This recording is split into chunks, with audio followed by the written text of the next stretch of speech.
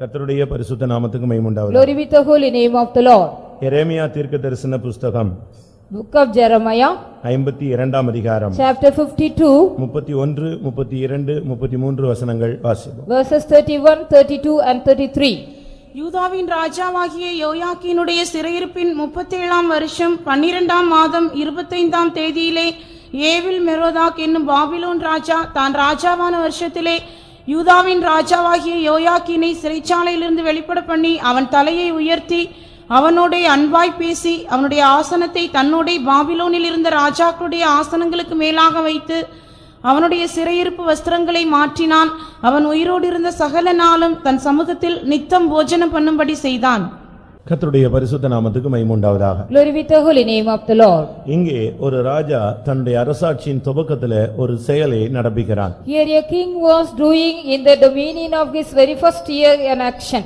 ஒரு ராஜா அதற்கு முன்பாகவே வருட கணக்காக சிறைச்சாலையில் கிடந்தான். Before that a king was for many long years he was imprisoned. யூதாவின் ராஜாவாகிய யோயாக்கீம் சிறையிருப்பிலே 37 வருடங்கள் இல்லாவிட்டால் 38 வருடங்கள் கிடந்தான். Almost 38 a long year the king of Judah Jehoiakim he was in the prison. அவன் ஒரு ராஜா. He was a king. அவன் யூத குலத்தினுடைய ராஜா. He was a king of Judah the tribe. தேவன் அவனை ராஜாவாக மாற்றினார். The Lord God made him as a king. ஆனால் அவன் இப்பொழுது சிறைச்சாலையிலே சிக்கிவிட்டான். Now he was ensnared in the prison.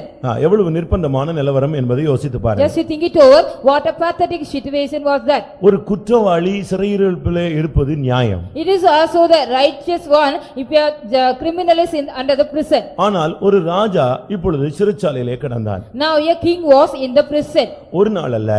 Not only one day, 2 நாள் அல்ல, not 2 days, இல்லாவிட்டால் சில வருடங்கள் அல்ல, not some years.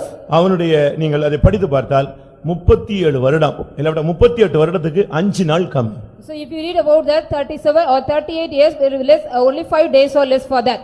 நீங்க படிச்சு பாத்தீங்கன்னா 37 வருடம். If you read about being 37 years, 12ஆம் மாதத்திலே 25ஆம் தேதியிலே அவனுக்கு விடுதலை கிடைத்தது. in the month of 12th month 25th day he was set free. அப்பனா 5 நாள் தான் கம்மி, 38 வருடம் அவன் சிறைச்சாலையில கடந்த ஒரு ஆள். Almost he was in the prison for 38 years, only very 5 days were less for that. இவன் 18 வயதில இவன் சிறைச்சாலைக்கு போன ஒரு ஆள். At the age of 18 he was gone to the prison.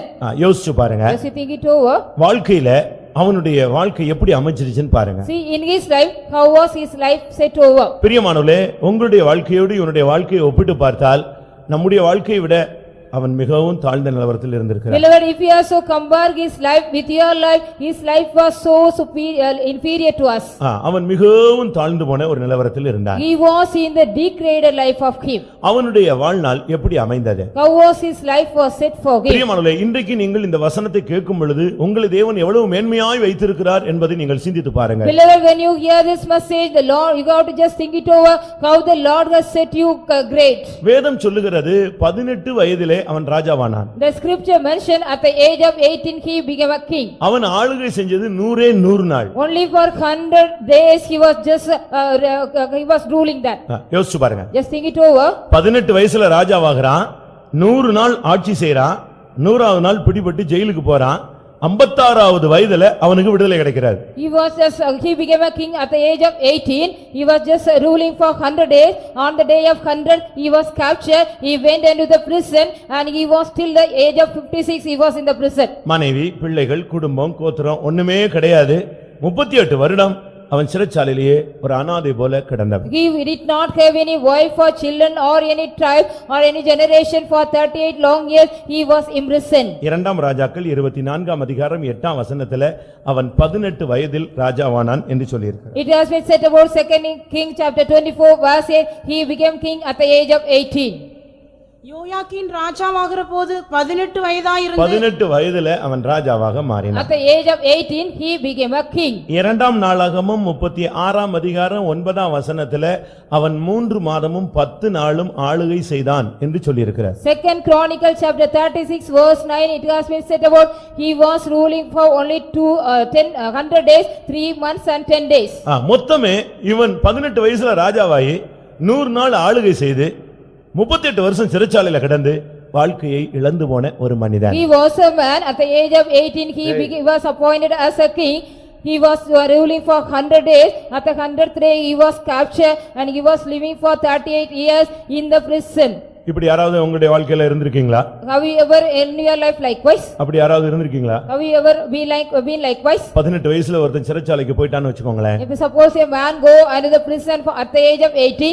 இப்பொழுது நம்முடைய நாட்டுல ஒருத்தனுக்கு ஆயுள் தண்டனைன்னா 14 வருஷம் தான் போடுறாங்க. In our country, if a man is given a life sentence, means only 14 years will be given to him. அதுலயும் நன்னடத்தைன்னு சொன்னா சீக்கிரம் வெளியே வந்துடுறான். If he is having the good conduct, mean he will be coming out soon out. இரட்டை ஆயுள் இல்லாவிட்டால் மரண தண்டனை விதிக்கப்பட்டவர்கள் தான் ஆயுள் நாள்ல அதிகமாய் அங்கே கிடக்கிறார்கள். The double life sentence person will be till their lifetime they will be in the prison. ஆனால் இங்கே இந்த மனிதனுடைய வாழ்க்கை எப்படி இருந்தது? But see here the life of a man. 18 வருஷத்து வயதுல அவன் ராஜாவாய் கொஞ்ச நாள் அறியாமை உள்ள ஒரு காலம் என்று சொல்லலாம். So it was, we can say it was the period of innocency. At the age of 18 he became a king. Only very little days, 100 days he ruled. அவனுக்கு நல்லது கெட்டது என்னன்னே ஒண்ணுமே புரியாது. He did not even understand what was good and evil. அந்த 18 வயதுல அவனை ராஜாவாக்குனா அந்த 100 நாளைக்குள்ள அவன் ரெண்டு காரியங்கள் தவறு செய்தான். When he became a king, within that 100 days he did only 2 mistakes. ரெண்டு காரியங்கள் தவறு செய்தான். He did a mistake in 2 things. அது அவனுடைய வாழ்வையே நாசப்படுத்தி விட்டது. Totally this destroyed the whole life of him. அருமையானவர்களே, வாலிப வயதில செய்த தவறுகள் தான் ஒரு மனிதனுடைய வருங்காலத்தையே நாசமாக்கி விடுகிறது. Beloved, whatever you do in the mistake during the period of your year, it also just go totally destroy your whole lifetime. அவனுடைய 56 வயது வரை அவன் அடிமையாக ஒரு சிறைச்சாலையிலே ஒரு அனாதை போல கைவிடப்பட்டவனாய் கிடந்ததுக்கு காரணம் ரெண்டு. Only there are 2 reasons. He became the slave or he was a prisoner in the prison for 56 till his 56 age. இரண்டாம் ராஜாக்கள்ல நான் பார்க்கும் பொழுது When we read in 2nd King 24ஆம் அதிகாரம் 9ஆம் வசனத்திலே chapter 24 verse 9. அவன் கர்த்தருடைய பார்வைக்கு பொல்லாப்பானதை செய்தான். He did evil in the sight of God. அது அவனுடைய பாரம்பரிய தொழில்.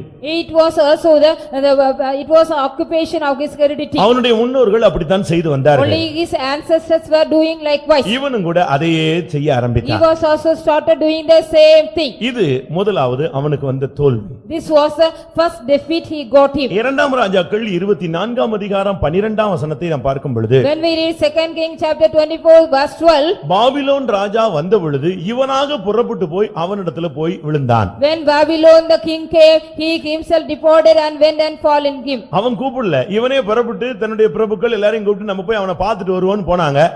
அவனை பிடித்து கொண்டான். He did not invite him. When he came, he himself went with all the princes of him. When he captured him. எவ்வளவு நிர்பந்தமான நிலவரம்னு யோசிச்சு பாருங்க. See what a pathetic situation was there. ஒன்று, கர்த்தருடைய பார்வைக்கு நீ பொல்லாப்பானதை செய்தால் உன்னுடைய வருங்காலம் அழிவை நோக்கி போகிறது. One thing, if you also do evil in the sight of the law, your future will be going into destruction. இரண்டாவது, அவன் பாபிலோன் ராஜாவை அவனே தேடி போய் அவனிடத்திலே மாட்டிக்கொண்டான். Secondly, he himself went sought about the king of Babylon and he ensnared with him. Babylon உலகத்தின் அதிபதியை காண்பிக்கிறது. Babylon shows the prince of this world. இல்லாவிட்டால் பாவத்தின் உச்சகட்டத்தை Or காண்பிக்கிறது. he shows about the peak of the sin. இல்லாவிட்டால் உலக இச்சையை Or காண்பிக்கிறது. he shows about the lust of the world. இல்லாவிட்டால் குழப்பத்தை காண்பிக்கிறது. Or he shows about the confusion.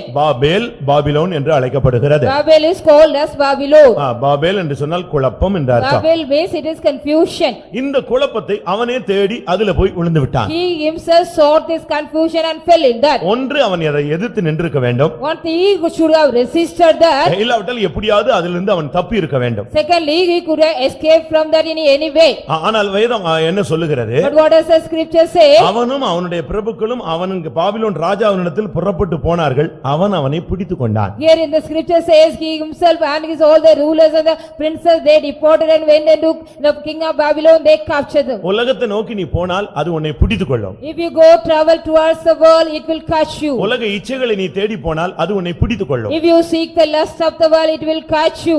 நாகரீகமான உலகை தேடி போனால் அது உன்னை பிடித்துக் கொள்ளும். If you go seeking the civilized world, it will catch you. once நீ நெட்டுக்குள்ள போய் பாரு, அது பிறகு நீ சாகுற வரைக்கும் நெட்டை விட்டு வெளியே வர மாட்டார். Once if you go enter into the net till throughout your lifetime you will not come out.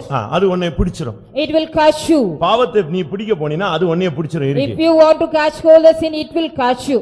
அது பிறகு உன்னை விடாது. After that it will not leave you at all. உன் வாழ்க்கையை சீரழிச்சிட்டு தான் அது உன்னை விட்டு போகும். Only it will destroy your life then only it will go. இவன் தான் அத போய் அவங்களை தேடி போனான். Only he himself went and saw those people. அந்த பாபிலோன் ராஜா இவனை பிடித்து விட்டான். That king of Babylon caught him. அவன் இவனை மன்னிக்க கூட இல்ல. He did not even forgive him. அவனை விடுதலைக்கு வாய்ப்பு கூட He கொடுக்கல. did not give any chance to deliver him. இவனை அங்க கொண்டு போய் போட்டுட்டான். He was placed in the prison. ஆனால் இவன் சாதாரண ஆள் கிடையாது. But he was not an ordinary man. வாக்குத்தத்தம் பெற்ற ஒரு மனுஷன். He was a man, he received the promises. இவனை நாம் வேதத்திலே மற்றொரு இடத்திலே பார்க்கும் பொழுது When we read about him in another place in the scripture, எரேமியா தீர்க்கதரிசியின் புத்தகத்திலேயே even in the book of Jeremiah, இவனுடைய இன்னொரு பெயர் சொல்லப்பட்டிருக்கிறது. the name of another name of him is said. இவனுடைய பெயர் கோனியா என்று இன்னொரு இடத்துல He அழைக்கப்படுகிறார். has been called as another with another name Konia.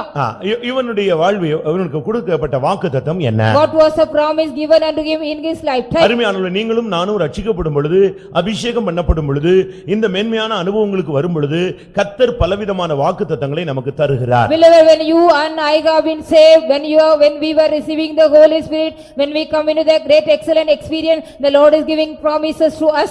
எரேமியா 22ஆம் அதிகாரத்தை நாம் பார்க்கும் பொழுது, When we look into Jeremiah chapter 22, 24ஆம் வசனத்திலே verse 24. யூதாவின் ராஜாவாகிய யோயாக்கீமின் குமாரன் கோனியா என் வலதுகையின் முத்திரை என் வலதுகையின் முத்திரை மோதிரம் என்று அவனுக்கு வாக்குத்தத்தத்தை கர்த்தர் The கொடுத்திருந்தார். Lord has granted unto him the promise, he is a signet of over my right hand. அவனுக்கு கொடுக்கப்பட்ட வாக்குத்தத்தத்தை பாருங்களேன். See the promise given unto him. என்னுடைய வலதுகையில் உள்ள ஒரு முத்திரை மோதிரம். He is a signet upon my right hand. அவனை ரட்சிக்கும் பொழுது, அபிஷேகம் பண்ணும் பொழுது, அவன் தேவனை நோக்கி அழும் பொழுது, அவனுடைய ஆவிக்குரிய ஜீவியம் நன்றாக இருக்கும் பொழுது, அபிஷேக ராஜாவாக மாற்றப்பட்ட பொழுது, இது என்னுடைய ஜனத்தினுடைய ராஜாவாக நான் இவனை மாற்றினேன், இவன் என் கையில் உள்ள முத்திரை மோதிரம் என்று, வலதுகையின் முத்திரை மோதிரம் என்று தேவன் சொன்னார். When he was also saved, when he got the Holy Spirit, when he was anointed as a king, when the Lord God called him, he is the signet in my right hand. ஆனால் இப்பொழுது என்ன நடந்தது? But now what happened? பிரியமானவர்களே, உங்களுக்கும் கூட சில வாக்குத்தத்தங்களை கர்த்தர் கொடுத்திருப்பார். Beloved, to unto you also the Lord might have granted some promises. வாக்குத்தத்தங்களை நிறைவேற்ற தேவன் உண்மையுள்ளவர். The Lord God is faithful to carry out the promises. இன்றைக்கு உங்களிலே அந்த வாக்குத்தத்தங்கள் நிறைவேறி இருக்கிறதா? Today how the promises have been carried out in your life. இன்றைக்கு अनेகருடைய ஜீவியத்திலே இந்த வாக்குத்தத்தம் நிறைவேறவில்லை. In many people's life these promises have not been carried out. அதற்கு பதிலாக ஜட்ஜ்மென்ட் வந்து கொண்டே இருக்கிறது. Instead of that they are going on receiving the judgment. அடி மேல அடி விழுந்து கொண்டே They இருக்கிறது. are getting the blows upon blows. எழும்ப முயற்சித்தும் திரும்பவும் எழும்ப முடியவில்லை. They wanted to get up even though they cannot even get up again. விடுதலையை வாஞ்சித்தும் விடுதலை கிடைக்கவில்லை. They are desiring the deliverance, they are not even getting the deliverance at all. முன்னேற்றத்தையும் செழிப்பையும் தேடி முன்னேற்றமும் செழிப்பும் எட்டாக்கனியாக போய்விட்டது. Even they are wanting the development as well as the progress, it is like the fruit which cannot they reach. அருமையானவர்களே, உங்களுக்கு எந்த விதமான தெய்வீகமான ஆசீர்வாதமான நிறைவான வாக்குத்தத்தங்கள் உங்களுக்கு கிடைத்திருந்தாலும், உங்களுடைய வாழ்வை நீங்கள் சீரழித்தால், கர்த்தருக்கு விரோதமாய் பொல்லாப்பானதை செய்து உலகத்தின் வல்லமையிலே நீங்கள் பிடிபட்டால், அந்த வாக்குத்தத்தம் உங்களுக்கு நிறைவேறாமல் தேவனுடைய நியாய தீர்ப்பு உங்களுக்கு நிறைவேறுகிறதா இருக்கிறது. Beloved child of God, if we also go into the divine nature as well as if you receive all the promises of God, if you do evil in the sight of the Lord, mean these promises will not be carried out, but the judgment will be given to you. நீங்க யோசிச்சு பாருங்க. Just you think it over. வாக்குத்தத்தம் பெற்ற அநேகர் இன்றைக்கு நியாய தீர்ப்பை பெற்றுக் கொண்டிருக்கிறார்கள். The people those who received the promises, today they are receiving the judgment. எரேமியா 22:24 நாம் முழுவதுமாக வாசிப்போம். Let us read Jeremiah 22:24. யூதாவின் ராஜாவாகிய யோயாக்கீமின் குமாரன் கோனியா என் வலதுகையின் முத்திரை மோதிரமாயிருந்தாலும் அதிலிருந்து உன்னை கழற்றி எறிந்து போடுவேன் என்று என் ஜீவனைக் கொண்டு சொல்லுகிறேன் என்று கர்த்தர் சொல்லுகிறார். என் கையிலே வலதுகையிலே முத்திரை மோதிரமாய் வைத்திருந்த நான் உன்னை என்னுடைய கையிலிருந்து கலற்றி எறிந்து விடுவேன்னு கர்த்தர் சொல்றார். The Lord says, I have kept you as a signet upon my right hand, I will pluck it and throw you. தேவனுக்கு ரெண்டு பகுதி இருக்கிறாரு. There are two portions for God. ஒரு பகுதியிலே தேவன் அன்புள்ளவர், மற்றொரு பகுதியை திருப்பி பார்த்தால் தேவன் பட்சிக்கிற அக்கினி. In one angle God is very loving, in another angle he is a consuming fire. இந்த ரெண்டு விதத்துல நீங்கள் எந்த விதத்துல தேவனை நீங்கள் அனுபவித்து வருகிறீர்கள்? In which way are you enjoying with God? 18 வயதில At the age of 18, அறியாமையுள்ள காலங்களே வயதில் In the age of his innocence, தன்னுடைய புத்தியினத்தினால் கர்த்தருக்கு விரோதமாய் பொல்லாப்பானதை செய்தான். because of his foolishness, he did evil in the sight of God. அவனுக்கு நியாய தீர்ப்பு அருளப்பட்டு விட்டது. He has been given the judgment. நீங்க நினைக்கலாம் எவ்வளவோ தவறு செஞ்சுட்டு எத்தனை பேர் வந்து உட்கார்ந்து இருக்கிறான். You may be thinking, after doing lot of mistake, how many people are seated here? நம் கண் முன்னாலேயே பலரும் பல விதங்களிலே தவறு செய்கிறார்களே. In our sight, there were many people are doing various mistakes. அவர்களுக்கெல்லாம் தண்டனை இல்லையே. They don't get any punishment or any judgment. நான் இன்றுதான் இப்பொழுதுதான் சின்ன காரியங்கள் செய்தேன், உடனே என்னை தேவன் இப்படி பண்ணிவிட்டார் என்று Even சொல்லுவார். today I have done a very small mistake, the Lord has done likewise. ஒன்றை நீங்கள் புரிந்து கொள்ள வேண்டும். One thing you should understand, தவறு செய்து ஒரு மனிதன் தண்டனை அனுபவியாமல் போனானால் அவன் வேசியின் பிள்ளை. if a man after doing the mistake, he does not go get the judgment, he is a son of the harlot. ஒருவன் தவறு செய்த உடனே தண்டனை கிடைக்குமானால் அவன் தேவனுடைய பிள்ளை. If a man after doing the mistake, he receive the punishment, he is a child of God. தகப்பன் எவனை நேசிக்கிறாரோ அவனை அவர் சிட்சிக்கிறார். Whomever the father loves, he chastens. அவன் சிட்சியாதிருந்தால் அவன் வேசியின் பிள்ளை என்று சொல்லி If இருக்கிறார். he does not chasten him, he is a firstborn. ஒருவேளை தேவனுடைய தண்டனையிலிருந்து நீ தப்பி போகிறதினால் ஞானி என்று எண்ணிவிடக் கூடாது. Because you should not consider yourself as a wise man, you are escaping from the judgment. இங்கே பாருங்கள், 18 வயதில போய் சிக்கின மனிதன் இப்பொழுது 56 வயது, இப்பொழுது வரைக்கும் அவன் அனாதை போல கிடந்தான். Here you see, at the age of 18, he was also caught, till the age of 56 as an orphan, he was in the அதே prison. எரேமியா 22 அதிகாரத்திலே அவன் ஒரு அவமதிக்கப்பட்ட சிலை என்று சொல்லி இருக்கிறார். Even in the same Jeremiah chapter 22, he was also a ashamed idol. அவனை நான் புத்திர சந்தானம் இல்லாமல் ஆக்குவேன், I will make him no generation for him. அவனை ஒரு அனாதை போல மாற்றுவேன். I will change him as an orphan. பாருங்க, தேவனுடைய ஜட்ஜ்மென்ட் ஒருத்தனுமே தாங்க முடியாது. See here, nobody can bear the judgment of God. அதனால ஜட்ஜ்மென்ட்க்கு நேரா தயவு செய்து யாரும் போய் விடாதீங்க. Please don't go anybody near the judgment. வாலிப வயதில் ஜட்ஜ்மென்ட்டை நோக்கி நீங்கள் போனீர்களால் உங்களுடைய வருங்காலம் முழுவதும் அழிந்து போய்விடும். At the age of the youth, when we also go towards the judgment, your future whole time will be destroyed. 38 வருடமாக அந்த மண்டபத்திலேயே, அந்த பெதஸ்தா மண்டபத்திலேயே ஒருவன் கிடந்தான். A man was also near the porch of the Bethesda for 38 long years. 40 வருடமாக அந்த தேவாலயத்தின் வாசல்ல ஒருவன் சப்பானியாய் கிடந்தான். A man was being lame for 40 long years near the door of the temple of God. 18 வருஷமாக பலவீனப்படுத்துகிற ஆவியினால் ஜெபாலயத்திலே ஒரு பெண் கிடந்தாள். A woman was also in the synagogue for 18 long years, she was caught by the 12 வருடமாக பெரும்பாடினால் வீட்டிலே ஒரு பெண் கிடந்தாள். There was also a woman with a hemorrhage for 12 long years at home. யோசிச்சு பாருங்கள். Just you think it over. 8 வருடமாக அந்த பரிசுத்தவான்கள் மத்தியிலே திமிர்வாதக்காரனாய் ஒருவன் கிடந்தான். There was also a man like a Pharisee man in the for 8 long years in the midst of the saints. வருடங்கள் போனது, விடுதலை இல்லை. Even the years were passed on, they did not get any deliverance. ஆனால் குறிக்கப்பட்ட காலம் வந்த பொழுதோ தேவன் இறங்கி வந்தார். But when the appointed time came, the Lord God came down. நான் படிச்சு பார்த்தபோது When I read that, 37 வருடம் for 37 years, 11ஆம் மாதம் 25ஆம் தேதி அந்த டைம்ல கரெக்டான நேரத்துல கர்த்தர் அந்த இடத்துல அவனுக்கு விடுதலையை the வாசித்தார். 12th month and the 25th day, the Lord God set him free. பிரியமானவர்களே, உங்களுடைய வாழ்க்கையிலே எத்தனை பேர் சிறையிருப்பில் இருக்கிறீர்கள்? Beloved, how many of you are in your life under the prison? தூங்காதீங்க. Please don't sleep. என் பிரசங்கம் தூங்குற மாதிரியா இருக்கு, எனக்கு டவுட் ஆயிடுச்சு இப்போ. Yes, I feel doubt. நீங்க இப்போ தூங்கிட்டீங்கன்னு வச்சுக்கோங்களேன், நான் சொல்றேன், சும்மா தப்பா சொல்லல. இப்போ தூங்கிட்டீங்கன்னா இந்த மெசேஜுக்கு ஏத்த போராட்டம் வரும்போது நீங்க தூங்கிடுவீங்க, தோத்துருவீங்க. Suppose if you sleep now, when you get the conflict according to this message, what you hear, you can't escape. ஆராதனையில் தூங்கினவன் ஆவி இழந்தான், ஆத்மாவே இழந்துருவான். One who slept in the worship, he will lose his spirit even. அதுக்கு தான் நீங்க என்ன night ஃபுல்லா ஜெபிச்சிக்கலாங்க நீங்க. So that have you all prayed for yesterday night? சொல்லுங்க, நான் நைட்டில் 10 மணியிலிருந்து காலை 7 மணி வரை ஜெபித்து விட்டு வந்தேன்னு ஒரு ஆள் கையை வைத்திரு பார்க்கலாம் என் சிவகாசியில. When at least one person raised your hand from 12 o'clock to 7 o'clock, I prayed yesterday night and came here. அப்ப நைட் தூங்கி தானே செஞ்சிருக்கிற? So you have slept, no? நீங்க அப்படியே அப்சர்வ் பண்ணிட்டே இருக்கணும். You have to go on observing this.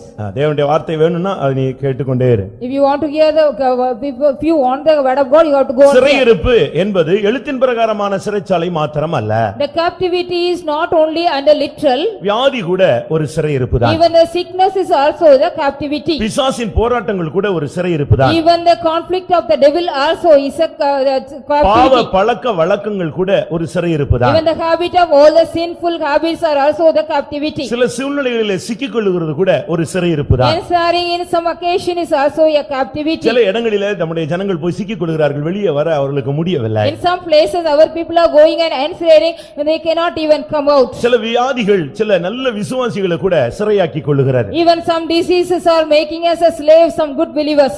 எப்படி இருக்குன்னு யோசிச்சு பாருங்க. Now it would be just think it over. நீங்கள் ஏதாவது சிறையிருப்பிலே சிக்கி இருக்கிறீர்களா? Have you ever caught into any captivity? வியாதி, பாவம், பிசாசு, சூழ்நிலை, கெட்ட பழக்க வழக்கங்கள், இப்படிப்பட்ட சிறையிருப்பில யாராவது சிக்கி இருக்கிறீர்களா? Have you ever ensnared in the captivity like the sin or the devil or any evil conduct of you, characters of you? 18 வருடமா அந்த பெண்ணை அந்த ஆவி பலவீனப்படுத்துற ஆவி அப்படியே கண்ட்ரோல் பண்ணிடுச்சு. For 18 long years the spirit of infirmity was controlling that woman. அவ daily கோயிலுக்கு தான் வந்திருந்தா. Every day she attended the church. கூன் தான். And she was a bent woman. கூனி கூனி கூனி கோயிலுக்கு வந்து உட்கார்ந்துருவா. Even with a bent back she used to come to the church of God. ஆனாலும் அந்த அந்த சிறையிருப்பில இருந்து அவளுக்கு விடுதலை கிடைக்கல. Even though she did not get any deliverance from the captivity of God. நீங்க யோசிச்சு பாருங்க, இந்த யோயாக்கீன் 38 வருடம் அப்படியே ஒரு அனாதை போல அவனை யாருமே வெளியே எடுக்கல, யாரும் அவனை வெளியே கொண்டு வரதுக்கு முயற்சியும் எடுக்கல. Like an orphan, Jehoiakim he was also for 36 years he was under the captivity.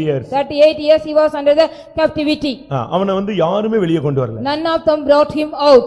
அவனை பிடிச்சிட்டு வந்த ராஜா வெளியே கொண்டு வரல. The king one who caught him he did not bring him out. அடுத்து செகண்ட் நேபுகாத்நேச்சார்னு ஒருத்தர் வந்தான், அவனும் கூட இவனை வெளியே கொண்டு There வரல. was another king, the second Nebuchadnezzar, he did not bring him out. இவன் சிறைச்சாலையிலேயே கிடக்குறான். He was only in the prison. அவனுக்கு வெளியே கொண்டு வர்றதுக்கு அவங்க தாய் தகப்பன் யாருமே கிடையாது, எல்லாமே செத்து போயிட்டாங்க. அவங்க எல்லாம் எங்கேயோ இருக்காங்க, அழிஞ்சு போயிட்டாங்க. அவனை வெளியே எடுக்கிறதுக்கு யாருமே உதவி செய்யவில்லை. Nobody was helping to brought him out. The parents of him they have died away, they were somewhere. அவனுக்கு நண்பர்கள் அவனை வெளியே எடுக்க முடியல. His friends were not able to brought him out. எத்தனையோ கைதிகள் வருவார்கள். So many prisoners used to come. இவனோடு கூட இருப்பார்கள். They will be waiting with him. அவனை மற்றவர்கள் வந்து விசாரிப்பார்கள். And the other prisoners they will be inquiring about him. Other prisoners இல்ல, அவனை மற்றவர்கள் வந்து வெளியே இருந்து வந்து விசாரிப்பாங்க. Other people from outside they will be coming and inquiring him. அவனை ஜாமீன் எடுத்துட்டு போயிடுவாங்க. They will be taking them in bail and go. இல்ல அந்த ஜட்ஜ்மென்ட் டைம் முடிஞ்ச உடனே, அந்த தீர்ப்பு அந்த குற்ற நாட்கள் முடிஞ்ச உடனே, சிறை நாட்கள் முடிஞ்ச உடனே வெளியே போயிடுவான். After the days of the prison they will be going out. ஆனா இவனுக்கு வெளியே போற அந்த சிந்தையும் இல்ல, வெளியே போக வாய்ப்பும் இல்ல. He did not get the thought as well as he did not get the chance to go out for him. ஒரு பெரிய சக்தி அவனை அப்படியே பிடித்து அவனை எங்கேயோ தூக்கி போட்டுருது. A great power was caught him and put him somewhere else. நீங்க பாருங்க, வெளிநாடுகள்ல வேலைக்கு போன அநேகர் வெளிநாடுகள்ல சிறைச்சாலையில நம்ம ஆளுங்க கிடக்குறாங்க. Even people those who has gone abroad for the job, they are in the prison, many people of us. அவங்க எங்கேயோ கிடக்குறாங்க. அவங்க எந்த நாட்டிலயோ அவங்க போன இடத்துல ஏதாவது குற்றத்திலேயோ சந்தேகத்திலேயோ பிடிபட்டு அப்படியே வாழ்க்கையை தொலைச்சு போட்டாங்க. They are in suspect or in the criminal, they are being caught and imprisoned there. நான் சென்ட்ரல் ஜெயிலுக்கு போயிருந்தேன். I had been to the central jail. ஒரு பையன் வந்து எனக்கு அட்ரஸ் கொடுத்தான். One boy came and gave me the address. இந்த அட்ரஸ்ல ஒரு லெட்டர் போட்டு நான் ஜெயில்ல இருக்கேன்னு சொல்லிருங்க எங்க வீட்டுக்குன்னு சொன்னேன். So in this address just write a letter, I am being in the jail, just inform them. ஏன் நீ ஜெயில்ல இருக்கிறது தெரியாதான்னு கேட்டேன். I asked him, did not your parents they know about you and the jail? வேலைக்கு போயிட்டு இருக்கும்போது என்னை பிடிச்சிட்டாங்க. While I was going to the job I was caught. நான் வேலைக்கு போனதுதான் தெரியுமே தவிர நான் எங்கிட்டு போயிருக்கேன்னு தெரியாது. இவங்க என்னை பிடிச்சு எங்க கொண்டு போட்டாங்க, என்ன ஜெயில்ல போட்டாங்க. Only they knew that I was going to the job and they got caught while I was going to the job and put me in the prison. அதனால நீங்க தயவு செய்து இந்த லெட்டர், இந்த அட்ரஸ்க்கு ஒரு லெட்டர் போட்டு இப்படி உன் பையன் ஜெயில்ல இருக்கான்னு சொன்னீங்கன்னா எங்க வீட்ல வந்து என்னை ஜாமீனாவது என்ன செய்வாங்க, ஜஸ்ட் ஜாமீன் எடுப்பாங்க, இல்லாட்டி என்னை வந்து பார்த்து விசாரிக்கிறதுக்காக ஆள் வரும்னு கேட்டான். If you write a letter because I am in the jail, some people will come from my home and they will be taking me bail, at least they will come and visit me. எந்தவித விசாரிப்பும் இன்றி, without any care, வாழ்க்கையிலே நிச்சயம் இன்றி, without any hope in the life, வருங்காலத்தை குறித்த நம்பிக்கை இன்றி, without any hope regarding the future of him, வாலிபத்தை இழந்து, losing all the youth life, வாழ்வை இழந்து, losing all his life, 56 வயது வரை கடந்த ஒரு மனிதனுக்கு திடீரென்று தேவனுடைய வல்லமை அவனை தேடி வந்தது. Suddenly the power of God met him, the man who was for 56 years in the prison. ஒருவேளை நீ என்றைக்கோ செய்த தவறுக்கு சில வியாதி வந்திருக்கலாம். Perhaps you might have done the mistake some days, other you might have got some sickness. என்றைக்கோ நீ செய்த தவறுக்கு சில ஜட்ஜ்மென்ட் You வந்திருக்கலாம். might have got some judgment because you might have done the mistake some days ago. என்றைக்கோ நீ செய்த தவறுக்கு உனக்கு ஒரு நியாய தீர்ப்பு கொடுக்கப்பட்டிருக்கும். And some judgment may be given and you for the mistake you might have done some days ago. தெரிஞ்சோ தெரியாமலோ நீ செய்திருப்பாய். With knowledge or without knowledge you might have done that. அறிந்தோ அறியாமலோ எதிலையோ நீ சிக்கி இருப்பாய். Without knowing or unknowingly you might have entered something. ஆனால் பிசாசு உன்னை வகையாய் பிடித்துக் கொண்டான். But the devil also caught you correctly. நீங்க அந்த வசனம் மட்டும் படிங்களேன். Please read that word. 2 ராஜாக்கள் 24 அதிகாரம் 12 வசனத்துல அவன் புறப்பட்டு போனான், அவன் அவனை பிடித்துக் கொண்டான். 2 King 24:12. அப்பொழுது யூதாவின் ராஜாவாகிய யோயாக்கீனும் அவன் தாயும் அவன் ஊழியக்காரரும் அவன் பிரபுக்களும் பிரதானிகளும் பாபிலோன் ராஜாவினிடத்திற்கு புறப்பட்டு போனார்கள். அவனை பாபிலோன் ராஜா தன் ஆளுகையின் 8ஆம் வருஷத்திலே பிடித்துக் கொண்டான். எப்படி இருக்கும்?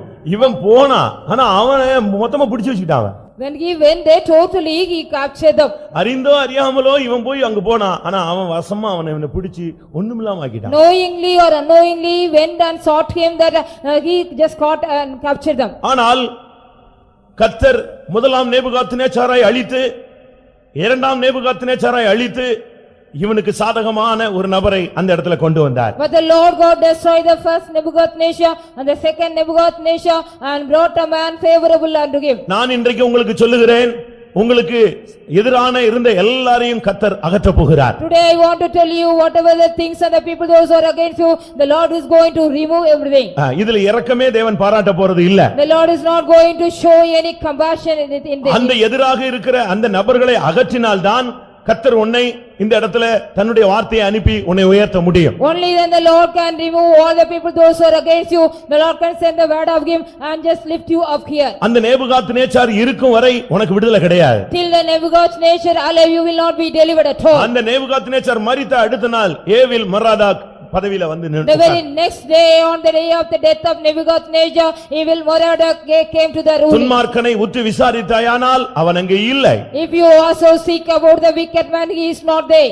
அவனை அந்த இடத்தை விட்டு கர்த்தர் தூக்கி விட்டார். The Lord God removed the wicked man from that place. உனக்காக கர்த்தர் சிலரை இந்த நாட்களிலே அப்புறப்படுத்த போகிறார். For your sake the Lord is going to take away some people. அது வல்லமை வாய்ந்தவர்களாக இருக்கலாம், It may be the powerful people. விசுவாசிகளாக It இருக்கலாம். may be either believers. உன்னுடைய ஆவிக்குரிய பூமிக்குரிய வளர்ச்சிக்கு தடையா இருக்கிற ஒவ்வொருவனையும் கர்த்தர் தூக்குவார். The Lord God will take away the person, those who are also against all the blessings of your earthly as well as earthly blessing and the spiritual blessing. தேவனால் அதை உனக்கு செய்ய முடியும். The Lord can do that for you. அப்படி விசுவாசிக்கிறவங்க எல்லாம் கரங்களை வைத்து அல்லேலூயா சொல்லுங்கள் Those who பார்க்கலாம். are believing that raise your hand. நான் படிச்சு பார்த்தேன், நேபுகாத்நேச்சாரை தூக்கிட்டு ஏவில் மராதாக்க கர்த்தர் கொண்டு வந்து நிற்பாட்டினார். I read here and saw that the Lord took away Nebuchadnezzar and he placed evil Merodach in that place. முதல் நேபுகாத்நேச்சார் இருந்தாலும் இந்த காரியம் நடக்காது, இரண்டாவது நேபுகாத்நேச்சார் இருந்தாலும் நடக்காது. கர்த்தர் பார்த்தார், டைம் கொடுத்து பார்த்தார், ரெண்டு பேரும் சரியில்லை, ரெண்டு பேரும் எடுத்துட்டார். The Lord gave time to the first Nebuchadnezzar and the second Nebuchadnezzar, they did not work, so the Lord killed them. என்னுடைய வாழ்க்கையில நான் மாத்திரம்தான் சிறைச்சாலையில் இருக்கிறேன் என்று நீங்கள் எண்ண வேண்டாம். No need to think only I am in the under the captivity or in the prison in my எனக்கு life. மட்டும்தான் இப்படிப்பட்ட பிரச்சனைகள் என்று நீங்கள் எண்ண வேண்டாம். You no need to consider and count yourself only I have such kind of problems. யோசேப்பு சிறையில் இருந்துதான் அரசால வந்தவன். Joseph being from the prison he came to ruling. அப்போஸ்தலர்கள் சிறைச்சாலையில் இருந்துதான் அவர்கள் ஊழியத்தை துவங்கினார்கள். Even the apostles being in the prison they have started their mission. எத்தனையோ பரிசுத்தவான்கள் சிறைச்சாலையில் இருந்ததாக வேதம் சொல்லுகிறது. Many saints are also being found in the prison in the scripture says. பேதுரு சிறைச்சாலையில் கிடந்த மனிதன். Peter was a man, he was in the prison. பவுலும் சீலாவும் சிறைச்சாலையில் கிடந்தவர்கள். Paul and Silas were also imprisoned. அதனால நான் எனக்கு தான் இப்படிப்பட்ட ஒரு வாழ்க்கை என்று நீங்கள் எண்ணிவிட வேண்டாம். So you no need to consider only you are having such kind of life. ஆவிக்குரிய ஜீவியத்திலே தரங்கட்டு போனவர்களும் சிறைச்சாலையில் இருக்கிறார்கள். ஆவிக்குரிய ஜீவியத்திலே உயர்த்தப்பட்டவர்களும் சில நேரங்களிலே சிறைகளிலே சிக்குகிறார்கள். Even the spiritual people, those who are in the low states as well as in the lifted up state, they are in the captivity of அந்த prison. ஏவில் மொராதாக்கை கர்த்தர் தான் கொண்டு வந்தார். Only the Lord God brought evil Merodach here. அவனை கொண்டு வந்து தேவன் செஞ்சது நாட்டுல பெரிய சீர்திருத்தம் அல்ல. ஃபர்ஸ்ட் வந்து இந்த யோயாக்கீனை வெளியே கொண்டு வந்தார். After brought him, the Lord did not do great reformation in the land. First of all, he brought out this Jehoiakim out. எத்தனையோ வருடங்களாக ஒரு மனிதனுக்கு செயற்கை சுவாசம் அளிக்கப்பட்டு வந்தார். For many years, it has been given the artificial breathing to a man. அவன் வந்து கோமா ஸ்டேஜ்லயே கிடந்தான். He was under the coma stage. நீங்க பேப்பர்ல படிச்சிருந்தா தெரிஞ்சிருக்கும். If you have read in the paper, you might know that. வருஷ கணக்கா For years, எத்தனையோ வருடங்கள் ஏதோ ஒரு ஆக்சிடென்ட்ல கோமாவானா, அதுல இருந்து அவனுக்கு வந்து செயற்கை சுவாசம் அளிச்சு அந்த கோமா ஸ்டேஜ்லயே வச்சு ட்ரீட்மெண்ட் கொடுத்தாங்க. in one of the accidents, he went into the coma stage for years. He was just giving the artificial oxygen. கடைசில என்ன நடந்தது? Finally, what happened? இவன் செத்தா பரவாயில்ல விட்டுருன்னு சொல்லிட்டு அந்த எல்லாத்தையும் புடிங்கி எடுத்துட்டாங்க. Just they removed all the tubes, everything. They whether he died நீங்க or பேப்பர்ல not. படிச்சீங்களா? Have you read in that? எல்லாத்தையும் புடிங்கி முடிச்ச உடனே ஆளு எந்திரிச்சு உட்கார்ந்துட்டான். So after collect everything, he stood sit up. இதுதான் அவனை வந்து போராட வச்சிருந்திருக்கு. Only this was made him to struggle. இவன் எடுத்த உடனே கோமா ஸ்டேஜ்ல இருந்து தெளிவாகி பேச ஆரம்பிச்சான். He became clear from the coma stage, he started talking when everything was removed. கர்த்தர் வந்து ஒரு போக்கை உனக்கு உன் வாழ்க்கையில உண்டு பண்ண வல்லவர். The Lord God is able to make a way in your life. இவங்க தகப்பன் தான், ஏவில் மரோதாக்கு தகப்பன் தான் Nebuchadnezzar. Only the father of Evil Merodach is Nebuchadnezzar. ஆனா அவங்கெல்லாம் செய்யாத ஒரு காரியத்தை கர்த்தர் ஒரு ஆளை கொண்டு வந்து செய்ய வைத்தார். But whatever they did not do, the Lord God brought a man and did that. வேலை ஸ்தலங்கள்ல எதிர்ப்புகளை சந்திக்கிறீர்களா? Do you meet opposition in the workplace of you? பிசினஸ்ல போட்டியை சந்திக்கிறீர்களா? Do you meet rival in the business area of you? ஊழியங்கள்ல எதிர்ப்புகளை சந்திக்கிறீர்களா? Do you meet all the opposition in ஊழியத்துல ministry? குடும்பத்துல எதிர்ப்பை In சந்திக்கிறீர்களா? your family, so do you meet any opposition? எங்கெல்லாம் உங்களுக்கு சாதகம் இல்லாத சூழ்நிலைகள், In whatever, where are the places you are having unfavorable condition? இன்றைக்கு தேவனுடைய வார்த்தையை நீங்கள் பிடித்துக் கொள்ளுங்க. Today you catch hold the word of God. உங்களுக்கு சாதகம் இல்லாத ஆளெல்லாம் கர்த்தர் எடுத்துருவார். The Lord God will take away the people they are unfavorable unto you. எழுதி வச்சுக்கோங்க, தேவனுடைய வார்த்தை உண்மையா இல்லையான்னு பாருங்க. So just note down, you write whether the word of God is true or not. ஒன்னு அவனை டிரான்ஸ்ஃபர் பண்ணுவாரு, Either he will transfer him இல்லாவிட்டா அவனை அந்த பூமியை விட்டு எடுத்து தூக்கிடுவாரு. or he will take away from the world. அந்த நேபுகாத்நேச்சாரை எடுத்து விட்டு ஏவில் மரோதாக்கை கொண்டு வந்து நிப்பாட்டினார். The Lord God took away Nebuchadnezzar and brought back the Evil Merodach. ஏவில் மரோதாக்கு வந்த உடனே என்ன செஞ்சான் தெரியுமா? Evil Merodach, after he came, what he did, you know? அவன் சிங்காசனத்துல போய் உட்கார்ந்தானோ இல்லையோ தெரியாது, முதல்ல வந்த உடனே இந்த யோயாக்கீனை சிறைச்சாலையில இருந்து வெளியே கொண்டு வான்னு சொன்னான். Whether he sat on the throne or not, first of all when he came, he wanted to bring out the Joachim out of the இந்த prison. அனாதை போல கிடக்கிற இந்த மனிதனை நோக்கி அவன் தேடி வந்தான். He also came seeking the man who was like an orphan in the prison. அருமையானவர்களே, உங்களுடைய வாழ்க்கையில நீங்கள் ஒருவேளை கைவிடப்பட்ட ஒரு சூழ்நிலையில நீங்கள் காணப்படலாம். Wherever you may be in your life, in the condition you have been forsaken in the life. விசாரிப்பற்ற நிலவரத்தில் நீ காணப்படலாம். You may be in the condition nobody care of you. என்ன என்று கேட்க கூட நாதி இல்லையே என்று நீ You எண்ணிக்கொண்டிருக்கலாம். may be thinking no one is approaching me and inquiring me. ஆனால் தேவன் உன்னை விசாரிக்கும்படியாக ஒரு சூழ்நிலையை உருவாக்குவார். But the Lord God will create a situation to inquire you. யாருமே விசாரிக்காமல் அனாதையாக தாய் தகப்பன் இல்லாமல் அந்நிய தேசத்திலே கிடந்த ஒரு மனிதனை நோக்கி தேவனுடைய கட்டளை வந்தது, சிறைச்சாலையிலிருந்து அவனை வெளியே கொண்டு வா. The commandment of God came on a man without anybody, like an orphan, without any care of the parents. He was in the prison. The word of God came and bring him out of the prison. இதே போலதான் யோசேப்பும் கிடந்தான். Likewise only Joseph was in prison. ஒரு அநியாயமான குற்றச்சாட்டு, He an unrighteous guilty upon him. யோயாக்கீனாவது தவறு செஞ்சு அவன் குற்றவாளியா இருந்தான். Joachim, after doing the mistake, he was in prison. யோசேப்பு எந்த தவறு செய்யாமல் குற்றவாளியாய் மாற்றப்பட்டான். Joseph did not do any mistake. He be changed into a criminal. அவனையும் கர்த்தர் வெளியே கொண்டு வந்தார். இங்கே யோயாக்கீனையும் கர்த்தர் வெளியே கொண்டு The வந்தார். Lord God brought Joachim as well as Joseph brought him. முதலாவது அவனை சிறைச்சாலையிலிருந்து வெளிப்பட பண்ணினான். First of all, the Lord brought him out from the prison. இது உன்னுடைய வியாதியின் பிடியிலிருந்து கர்த்தர் உன்னை வெளியே கொண்டு வருவதை It காண்பிக்கிறார். shows about the Lord will bring you out from the sickness of you. இருக்கிற நிர்பந்தமான அனாதை சூழ்நிலையிலிருந்து கர்த்தர் உன்னை வெளியே கொண்டு வருவது. It shows about the wretched condition where you are from the condition of the orphan. He will bring you out. கைவிடப்பட்ட நிலவரத்திலிருந்து கர்த்தர் உன்னை வெளியே கொண்டு The வருவது. Lord shall bring you out of condition from being forsaken.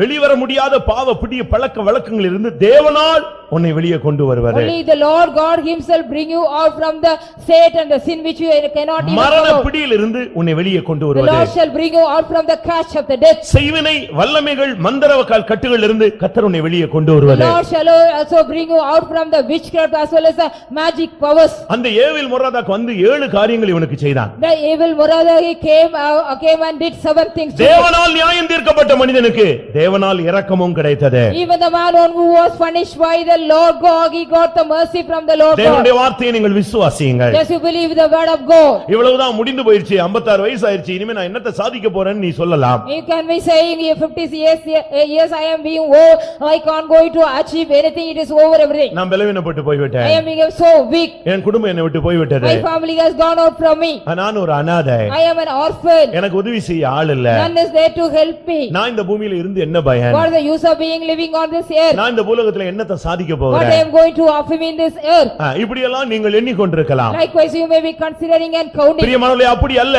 கர்த்தர் உங்களுடைய வாழ்வையும் செழிக்க வைக்க முடியும். Beloved, it is not so. The Lord can also make flourish your life. ஈசா என்கிற அந்த மரம் வெட்டப்பட்டு விட்டது. The tree called Jesse was cut out. அந்த ஈசா என்னும் அடிமரத்திலிருந்து ஒரு கிளையை செழிக்க வைத்தவர் தான் நம்முடைய தேவன். Our God is a God. He is also sprout out the branch from the root of the tree Jesse. அந்த சிறைச்சாலையிலிருந்து கர்த்தர் அவனை வெளியே கொண்டு வந்தார். From that very same prison, the Lord brought him out. எந்த வல்லமை உன்னை பிடித்து வைத்திருக்கிறதோ அதிலிருந்து கர்த்தர் உன்னை வெளியே கொண்டு வருவார். Whatever the power which caught you, the Lord want to bring you out from there. இரண்டாவது அவன் தலையை உயர்த்தினான். Secondly, he lifted up his head. அவன் சூரிய வெளிச்சத்தையே பார்க்காம கிடந்த ஒரு He மனுஷன். was a man, he did not even see the sunlight. அவனுக்கு தலையை உயர்த்தணும்னு சிந்தையே கிடையாது. He did not give any mind to just lift up his head. அவன் தலையை எப்படி உயர்த்த முடியும்? How could he lift up his head? அவன் மனுஷனால் ஜட்ஜ்மென்ட் பெற்றவன் மாத்திரமல்ல, தேவனாலும் ஜட்ஜ்மென்ட் பெற்றவன். Not only he was a man received the judgment from the man, he was got the judgment from even God. நீங்க ஒன்றை புரிந்து கொள்ளுங்க. One thing you should understand. மனிதனால் நீங்கள் நியாயந்தீர்க்கப்பட்டால் பரவாயில்லை. If you are being judged by the man, it is all right. தேவனால் நீ நியாயந்தீர்க்கப்பட்டால் உன் கதி முடிந்து போனது. Your life will be finished or you will be finished if you are being judged by the Lord. ஆனாலும் கூட இரக்கமுள்ள தேவன் கடைசி நாட்களில் அவனை வெளியே கொண்டு வர சித்தமானார். Even though the merciful God want to bring him at the last life of him to out. அவனுடைய தலையை, குற்றவாளியின் தலையை உயர்த்தினான். The Lord God lifted up the head of the criminal. அந்த பானபாத்திரக்காரனுடைய தலையை உயர்த்தின தெய்வம். And the Lord God lifted the head of the cupbearer. தானியேலுடைய தலையை உயர்த்தின தேவன். The Lord God lifted the head of Daniel. யோசேப்பின் தலையை உயர்த்தின தேவன். The Lord God lifted the head of Joseph. Shadrach Meshach ஆபேத்நேகோவுடைய தலையை உயர்த்தின The தேவன். Lord God lifted the heads of Shadrach, Meshach and Abednego. இன்றைக்கும் தம்முடைய ஜனத்தின் தலையை உயர்த்துகிறவராய் இருக்கிறார். Even today he is also as God to lift up the heads of his people. அந்த எரேமியாவிலே நாம் பார்க்கும் பொழுது When we read about the Jeremiah, 52ஆம் அதிகாரம் 32ஆம் வசனத்திலே Jeremiah chapter 52 verse 32, அவனோடு அன்பாய் பேசினான். he did speak kindly to him. 38 வருஷமா For 38 long years, அவன்கிட்ட யாருமே அன்பா பேசல. none of them did speak unto him kindly. இன்னைக்கு மனைவிமார்கள் எல்லாம் விசாரிங்க, You just inquire about all the wives. உங்க புருஷர்கள் எல்லாம் அன்பா பேசுறாங்களான்னு. Whether all your கல்யாணத்துக்கு husbands முன்னா இருங்க, நீங்க ஏன் ஸ்பீடா போறீங்க? கல்யாணத்துக்கு முன்னால அன்பா பேசினாருன்னு சொல்லுவாங்க. If you inquire about the wife, whether your husbands are speaking kindly and you, before the marriage, they did speak kindly unto us. புருஷனை கேளுங்க, Just inquire all the husbands. கல்யாணத்துக்கு முன்னால என்னை விடாம நச்சரிச்சான்னு சொல்லுவான். They'll be saying, before the marriage, she was kindly talking unto me. இன்னும் ஒரு சிலர் விசாரிச்சா, If you inquire some others, கல்யாணமாகி ஒரு 3 மாசம் நல்லா வாழ்ந்தோம் அப்படிமா. after the marriage, for 3 years, we lived happily. இந்த யோயாக்கின் சொன்னானே, நான் 3 வருஷம் 10 நாள் நான் அரசாட்சி செய்தேன். This Joachim said, so only 3 months and 10 days I reigned. அதுக்கு பிறகு After that, சிறைச்சாலைக்கு போயிட்டான். he got me into the prison. அதுக்கு பிறகு உங்க வாழ்க்கை எப்படி இருந்துச்சு? After that, how was your life? உன்னைய பார்த்தா பிடிக்கல, If they see you, they don't like. நீ பேசினா பிடிக்கல, If you talk, they don't like. நீ கிட்ட வந்தா பிடிக்கல, If you come near, they don't like. நீ சாப்பாடு செஞ்சு வச்சா பிடிக்கல, If you cook any food, they don't like. உன் முகத்தை பார்த்தாலே பிடிக்கல, If they see your face, they don't like. நீ வீட்டுக்குள்ள வந்தாலே பிடிக்கல. If you come inside the house, they don't like. இதானே Isn't it so? இதுதான் நடந்துச்சு. Only this was happened. ஒரு பையன்ட்ட கேட்டா, நீ ஏன்பா இப்படி எல்லாம் தப்பு பண்ணனா? என்னை யாருமே நேசிக்கவே இல்லை. So I enquired a boy, what did you do all the mistake? None loved me. உன்னை யாருமே நேசிக்கலன்னா நீ ரோட்ல போறவனை நேசிக்க ஆரம்பிச்சிருவியா? So if you don't, nobody love you means will you love the person who the passerby? ஒரு பெண்ணை கேட்டா, என்னப்பா ஏமா நீ இப்படி தாறுமாறா போயிட்டேன்னு என்னைய வீட்டுல அப்படி கடிச்சு கடிச்சு கொதர்னாங்க. அந்த பையன் கடிக்கல, இனிமே கடிப்பான். So why did you go like this? Do mistake when I enquired a girl, she said, so none of them just talk me kindly, they were also biting and குடும்பங்கள் சீரழியறதுக்கு காரணம் அன்பான பேச்சு இல்ல. Because you don't know to speak kindly, the families are being destroyed. நான் சொல்றது உங்களுக்கு கொஞ்சம் டிஃபரண்டா இருக்கும், ஆனா பச்சையான உண்மை அதுதான். It may be somewhat different than you, but it is a truth what I say. அவனோட அன்பா பேசுறதுக்கு 38 வருஷமா ஒருத்தர் இல்ல. அவன் அப்படி ஒரு அனாதை போல அன்புன்னா என்னங்கிறதுக்கு ஏங்கி கொண்டிருந்த ஒரு ஆள். He was a man, he was longing for the love. None of them did speak kindly and he for 38 long years. இன்னைக்கு பிள்ளைகளை கேளுங்க, பேரண்ட்ஸ் வந்து பிள்ளைங்க கெட்டு போயிடக்கூடாதுன்ட்டு இவங்க போலீஸ் மாதிரி இருப்பாங்க. So the parents will be acting like the police because the children should not be corrupted away. ஆனா இந்த பிள்ளைங்க என்ன நினைச்சுக்குது, இவங்க original போலீஸ்னு நினைச்சிருது. But the children what they are thinking, they are original police. நீ திருடனா இருந்தா நீ ஒரிஜினல் போலீஸை பார்த்து பயப்பட தான் வேண்டியிருக்கு. If you are a thief only, you have to just get afraid by seeing the original police. அதனால இவங்க எங்க குடும்பத்தை பேரை கெடுத்துருவானோன்னு இவங்க ஒரிஜினல் போலீஸாவே மாறிட்டாங்க. யூனிஃபார்ம் மட்டும் தான் போடல. So only the parents, they are not even wearing only the uniform.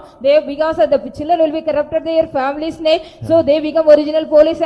இந்த பிள்ளைகளுக்கு அன்புன்னு சொன்னா நம்ம மேல அப்படியே சிரிச்சு பேசுறது, பின்னால வரைக்கும் வந்து பஸ் ஏத்தி விடுறது, இதுதான் அன்புன்னு நினைக்குதுங்க. The children what they are thinking only love me, they are just laughing and talking with them and till the bus stand they are coming and just அது ஏமாத்துற வஞ்சிக்கிற அன்பு. that is a deceiving love. அன்புல கடிந்து கொள்ளுதல் உண்டு, There is also rebuke in the law. அன்புல சிட்சை உண்டு. There is punishment in the law. நான் சிரிச்சு சிரிச்சு பிரசங்கம் பண்ணேன்னா நீ ஒருத்தனும் பரலோகம் போக மாட்ட. If I also laugh and preach, mean none of you will go into heaven. ஆமா உண்மையவே. நான் ஜோக் அடிச்சு நீங்கள் எல்லாரும் அமுக்கி குலுக்கி கொடுங்கள் ஹல்லேலூயா சொல்லுங்கள் எல்லாரும் நாம் பரலோகம் இப்பொழுது நாம் கால் எடுத்து வைப்போம், ஒருத்தனும் போக மாட்டான். So if I also laugh and say just you also press together and you just shake together and give means if I laugh mean none of you will go into பிரசங்கம் heaven. கேட்கும் போதே பாதி தோல் உரிஞ்சிரணும். So when you hear the message, half of your skin should be removed. ஆத்துமாவையும் கணுக்களையும் உருவ குத்தி அதை பிச்சு எடுக்கிறது தான் பிரசங்கம். So the message is only piercing through the soul and the joint and dividing into two. அப்படிதானே? கரெக்ட் தானே? எபிரேயர்ல சொல்லி இருக்கு, அது கணுக்களையும் கட்டுகளையும் உருவ குத்தி அது அப்படியே ஆபரேட் பண்ண உள்ள போகும். It will go பிரசங்கம் and கேட்கும் பொழுது போதக சிட்சையே ஜீவ வழி. the fruits of instructions or the way of life, it will go inside and just pierce through the joints and marrows. Butter போட்டனா நீ பட்டர் தான் போட்டு அவ்வளவுதான், நீ இங்க தான் உட்கார்ந்திருப்ப. If I put butter means only you will be applied butter and be here. இங்க அது சிபிஎம்ல அந்த ஸ்கீமே கான்செப்டே கிடையாது. There is no concept in CPM here. அந்த சாஃப்ட்வேர்ல அந்த டிஸ்கே கிடையாது, அந்த ஸ்கீமே கிடையாது. There is no scheme or disk in this நீ software. இருந்தால் இரு, போனால் போய் கொண்டே இரு. Either you want to be here or go. இப்படி தான் நாங்க பேசி பழகி இருக்கோம். Only we have the practice of speaking likewise. இங்க பாருங்க அன்பா பேசுறதுக்கு ஆளே இல்ல. Yes, see, the none was ready to speak kindly unto இந்த him. ராஜா அவனிடத்துல அன்பா பேசினான். This king speak unto him kindly. அவனுக்கு ஆச்சரியமா இருந்துச்சு, என்னைய நேசிக்க ஒரு ஆள் இருக்கா. He was just astonished, is there anybody to that? பிரியமானவர்களே, உங்களை நேசிக்க ஒருவர் இருக்கிறார், அவர்தான் இயேசு. Beloved, there is a person to love you, he is Jesus Christ. Nebuchadnezzar செத்து போனான், உன்னை விரோதித்ததான சத்துருவை கொன்று போட்டு உன்னை நேசிக்கிறதான ஒரு நபரை அவர் எழுப்பிக் கொண்டு வருகிறார். Nebuchadnezzar, one who hated you, the enemy, the Lord killed and just brought another man to love you. அவன் பழைய பாம்பு, அவனை அழிச்சிட்டாரு. இப்ப உன்னோடு அன்பாய் பேசுகிற ஒரு நேசர் இருக்கிறார். So he is an old serpent, the Lord God destroyed. There is also a beloved to talk to you kindly. நீங்க கொஞ்சம் அன்பா பேசி பாருங்க, வாழ்க்கையில எல்லாருமே சீர்பற்றுவாங்க. If you speak little kindly, everybody will be right in their life. ஒரு சிலர் அன்பை வந்து தவறா பயன்படுத்திக் கொள்வார்கள். Some people are making use the love wrongly. நீங்க எப்படி இருக்கிறீங்க? How are you? பாருங்க, அவனை யாருமே பேசல. அன்னைக்கு ஃபர்ஸ்ட் அவன்ட அன்பாய் அந்த ஏவில் மரதா கூப்பிட்டு உட்கார்ந்து பேசினான். This none of them that did speak unto him kindly. This evil Merodach just talked unto him kindly on the day. அவருடைய ஆசனங்களுக்கு மேலாக அவனுடைய ஆசனத்தை உயர்த்தி அதுல போய் உட்காருன்னு சொன்னான். So after we just brought him out from the prison, he did speak unto him kindly, as well as he made him to sit with the thrones above the thrones of the Babylonian king. நீங்கள் யோசித்து பாருங்க, Just you think it over? உங்களுடைய வாழ்க்கை எப்படி அமைய போகிறது? How is your life is going to be set? யோசேப்பை அவனை சிங்காசனத்துல கொண்டு வந்து கர்த்தர் உட்கார The வைத்தார். Lord God made Joseph to sit in the throne. தானியேலை கர்த்தர் சிங்காசனத்துல கொண்டு வந்து உட்கார The வைத்தார். Lord God made Daniel to sit in the throne. அவர் எளியவனை புழுதியிலிருந்து எடுக்கிறவர். The Lord God takes the poor man from the dust. சிறியவனை குப்பையிலிருந்து எடுக்கிறவர். He is taking the needy from the dunghill. அவனை பிரபுக்களோடு உட்கார வைக்கிறவர். He is making him to sit with the noble people. மகிமையான சிங்காசனத்தில் கொண்டு போய் அமர He வைக்கிறவர். is also making him to sit with the glorious throne of him. அவனுடைய ஆசனத்தை எல்லாருடைய ஆசனத்தை காட்டிலும் உயர்த்தி வைத்தான். The Lord God he lifted the throne of him above all the thrones of others. அங்க இருந்த பாபிலோன் மாகாண ராஜாக்கள் எல்லாம் ஆச்சரியப்பட்டாங்க, என்னடா இவன் ஜெயிலில் இருந்து இவனை தூக்கி கொண்டு வந்து எம்மோடு கூட உட்கார வச்சிட்டானேன்னு சொல்லி. So all the other kings from the kingdom of the Babylon, they were astonished because he has lifted the throne with the others. இது மேஜிக் அல்ல, இது பிரசங்கத்துக்காக சொல்லப்படுற ஒரு எழுச்சியின் வார்த்தையும் அல்ல. This is not magic, this is not the emotional word for the sake of the இந்த வார்த்தையை நீ விசுவாசித்தால், இந்த பாதையிலே நீ போய்க் கொண்டிருந்தால், இந்த வாக்குத்தத்தம், இந்த வாழ்வின் அனுபவம், இந்த வசனம் உன்னுடைய வாழ்க்கையிலே பலிக்கும். If you believe the word of God, if you are also passing through the same path of the word of God, the promise will also just carried out in your life. அவனுடைய சிறையிருப்பின் வஸ்திரத்தை மாற்றினான். He changed the government of the prison government. 38 வருஷமா ஒரே யூனிஃபார்ம்ல கிடந்த ஒரு ஆள் அவன். He was a man for 38 long years, he was wearing the prison government. அவன் ராஜான்னு சொல்ல முடியுமா? Can we call him as a king? நான் ஒரு ராஜகுமாரன் சொல்ல முடியுமா? Can we call him as a prince of? எனக்கு ஒரு தேசம் இருந்ததுன்னு சொல்ல முடியுமா? Could he say I got a kingdom? அவனுக்கு ஒரு Dress போட்டுருந்தாங்க. He was given a dress. அது அந்த ஆயுள் தண்டனை கைதிகளுக்கு ஒரு Dress எல்லா ஜெயில்லயும் இருக்கு, பாத்திருக்கீங்களா? Even in all the prisons they will be given a separate dress for the life sentence prisoners. சாதாரண கைதிகளுக்கு வீட்ல இருந்து Dress கொடுக்கலாம். Ordinary prisoner they will be given the dress from the house. தண்டனை கைதிகளுக்கு அவங்க தான் Dress கொடுக்கறாங்க. Only for the people those the prisoners under the judgment they will be giving. நான் சென்னை ஜெனரல் ஜெயில்ல போயிருக்கும்போது, when I had been to the Chennai Central Jail, அங்க நீங்க போனீங்கன்னா இந்த ஆயுள் கைதிகளுக்கு எல்லாம் ஒரு Dress போட்டுருக்காங்க. So for all the lifetime prisoners, they'll be given the separate dress. அவங்க Dress அந்த Dressல நம்பர்லாம் இருக்கும். And they'll be having a separate government as well as number on that. அவங்கள பார்த்தா கண்டுபிடிச்சிடலாம் இவங்க எல்லாமே ஆயுள் கைதிகள். Seeing that, easily we can identify them, they are the life sentence people. நான் சாட்சி சொன்னேன். I gave the testimony. எனக்கு முன்னால ஒரு ஆயுள் கைதி சாட்சி சொன்னார். So in front of me or before me, another prisoner gave the testimony. ஒரு கலோகேஸ்ல சண்டனை பெற்று உள்ள வந்து அவர் உள்ள ரட்சிக்கப்பட்டு ஞானசானம் பெற்று பரிசுத்தாய் பெற்று உள்ள சாட்சியா என்ன செய்றான்? கைதி இன்னைக்கும் கைதி தான். அன்னைக்கு வெளிய வந்துட்டானே தெரியல. அன்னைக்கு அவன் கைதி உள்ள இருந்து சாட்சி சொல்றான். கர்த்தர் என்னை ரட்சித்தார். After he attended a murder case, he went inside the prison. Being inside the prison, he was and he just gave the testimony there. எப்படி இருக்கும்னு யோசிச்சு பாருங்க. How it would be. அவன் ஒரு ஹாஃப் டிரையர் போட்டு ஒரு ஷர்ட் அவனுக்கு கொடுத்திருக்காங்க. அவங்க எல்லாம் பாத்தீங்கன்னா இப்படி ஒரு 100-150 பேர் இருப்பான். அவங்க எல்லாம் சூப்பர்வைசர் மாதிரி சுத்திட்டு இருப்பாங்க அங்க. They will be just roaming like they'll be having hundreds of people likewise we are in the white dress or something and they'll be roaming like supervisor. அவங்க தான் சாப்பாடு எல்லாம் பரிமாறுவாங்க. They used to supply the meals. அவங்க தான் அங்க எடுபடி வேலை ஃபுல்லா செய்யறது யாரு? மேனேஜர் மாதிரி சுத்திட்டு இருப்பான். எல்லாம் யாரு? ரொம்ப டீசெண்டா இருந்த மாதிரி இருக்கும் டிரைவர் போட்டா. ஆனா அவனை பெரிய பெரிய ஜெயில் அதிகாரிகள் எல்லாம் கூப்பிட்டு அதை செய் இதை செய்ன்னு சொல்லுவாங்க. இவங்க தான் இவங்கள பார்த்தானா இந்த லோக்கல் கைதி எல்லாம் நிச்சயமா பயப்படுவான். So with seeing them, the local prisoners will be getting afraid because all the officers they will be giving all the works to them, they will be assigning all the works. இவனை அழைத்து அவனுடைய சிறையிருப்பின் வஸ்திரத்தையே இந்த ஏவில் மொராதாக் மாத்திட்டான். So calling him, evil Moradok changed the garment of the prison government to him. எப்படி இருக்கும் பாருங்க. Just you think it over. இந்த ஹாஸ்பிடலுக்கு போனாலே uniform மாத்திடுறானே. Even if they go to the hospital, they are changing the uniform. ஹாஸ்பிடலுக்கு போய் operation அப்படி இப்படின்னாங்கன்னா உடனே போதும் ஒரு ஆணா இருந்தாலும் பெண்ணா இருந்தாலும் ஒரு நைட்டி மாதிரி ஒண்ணு மாட்டி விட்டுறான். So if you go to the hospital, if you want to go for the operation whether male or female, like a nightie they are giving you. அப்படிதானே? So எல்லாம் மாட்டிட்டாங்க. ஒரே மாதிரி கிடக்க வேண்டியதா எல்லாரும். They all you have to lie down like same. நல்ல ஜெபம் பண்ணு சோகமாயிரும் நீ அங்கெல்லாம் போகாதன்னு சொல்லி தர்றோம். So even though you pray well, you don't need to go there means. தெய்வீக சுகத்துல நில்லு கர்த்தர் உன்னை சுகமாக்குவார்னு சொல்றோம். If we say so that if we stand on the divine healing, the Lord will heal you. யோசிச்சு பாருங்க. Just think it over. இவனுடைய சிறையிருப்பின் வஸ்திரத்தை அவன் மாற்றினான். The Lord God changed the garment of the prison of him. அவனுடைய வஸ்திரங்களை மாற்றினால்தான் அவனுடைய வாழ்க்கையை மாறினதுக்கு அடையாளம். Only then if his garments being changed, his status also changed. அவனுடைய லைஃப் மாறிடுச்சுன்னு அர்த்தம். His life is changed. யோசேப்பினுடைய வஸ்திரம் மாற்றப்பட்டது. The garment of Joseph was changed. ஆதியாகமம் 41:14 பார்க்கும் பொழுது When we read Genesis 41:14. யோசேப்பை உடனே அழைத்து கொண்டு வந்து அவனுடைய வஸ்திரங்களை மாற்றினார்கள். Immediately Joseph was being called and changed the garment of him. பிரதான ஆசாரியனாகிய யோசுவா அழுக்கு வஸ்திரம் தரித்தவனாக கர்த்தருக்கு முன்பாக நின்றான். The high priest Joshua, he was standing and wearing the filthy dress in front of God. சாத்தான் அவனை தீங்கு செய்ய அவனுக்கு வலது பக்கத்திலே நின்றான். The Satan was standing in the right side of him to do evil. சிறையிருப்பின் வஸ்திரம் இருந்தால் சாத்தான் உன் பக்கத்துல நின்று கொண்டே இருப்பான். If you are having the dress of the captivity, the Satan will be standing beside you. தோல்வியிலிருந்து வெளியே வந்தாலும் தோல்வியின் சுவடு உனக்கு இருக்க கூடாது. Even though if you come out from the failure, you should not have the heat of the failure. சிறைச்சாலையிலிருந்து நீ வெளியே வந்தாலும் சிறைச்சாலை வஸ்திரம் உன் மேல இருக்க கூடாது. Even though if you come out from the prison, you should not have the garment of the prison in you. அடுத்து ஆறாவது அவனுக்கு என்ன செய்தான் தெரியுமா? 6:3 what he did unto him, you know. என்னுடைய சமூகத்திலே நீ நித்தமும் போஜனம் பண்ணலாம்னு சொன்னான். Every day you can have your meals in my presence. நீங்க போய் பாருங்க ஜெயில்ல ஒரு நாள் உட்கார்ந்து சாப்பிட்டு பாருங்க. Just you go to the jail and eat one day. உங்களுக்கு சாப்பாடு எப்படி கொடுக்கறான்னு பாருங்க. So how they are supplying the meals to you see. அத கரெக்ட்டா இத்தனை கிராம்னு நினைச்சுவான் அளந்து கொடுப்பான். They will be measuring this much gram they will be giving.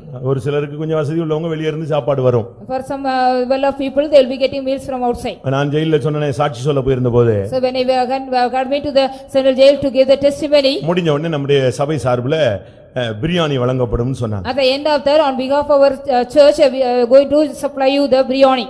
அந்த ஜெயில்ல இருந்தவெல்லாம் ஆளுக்கு ஒரு அலுமினிய பிளேட்டை தூக்கிட்டு ஒருத்தனை தள்ளிட்டு வந்து விழுந்து வரிசையில என்னஞ்சிட்டான் பிளேட்டை பிடிச்சு நிக்கிறான். All the prisoners those who are in the jail they were also pushing each other having the aluminum plate they were standing in the queue. Stage ஒட்டி ஒரு பெரிய கயிறு கட்டினாங்க. There was also a big rope tied near the stage. இப்பொழுது உங்களுக்கு பிரியாணி வழங்கப்படும்.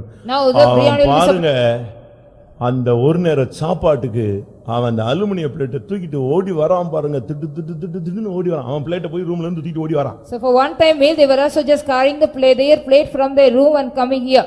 யோசிச்சு பாருங்க. Just think it over. நான் ஸ்டேஜ்ல நின்னு அழுதுட்டேன். ஐயோ கர்த்தாவே யார் பெத்த பிள்ளையோ ஒரு நேர சாப்பாட்டுக்கு என்ன செய்றான் இப்படி அலமோதுறானே உள்ள கடந்து. Being on the stage I just cried over by seeing those conditions. நம்ம யோசிச்சு பாருங்க. Just you think it over. வீட்ல சாப்பாடு அப்படி கொட்றோம். Yes, we are throwing the meals out. வெளியே தூக்கி எறிறோம். We are wasting that out. வேண்டாம் எனக்குன்னு ஸ்ட்ரைக் பண்றோம். We are striking that no need any meals. வீட்ல ஸ்ட்ரைக் பண்ணிட்டு வெளியே போய் சாப்பிட்டு வந்துடுறான். So we are striking at home and going out and eating. என்னெல்லாமோ பண்றான் தில்லு முள்ளு வேலைங்க. They are all doing all the mischief.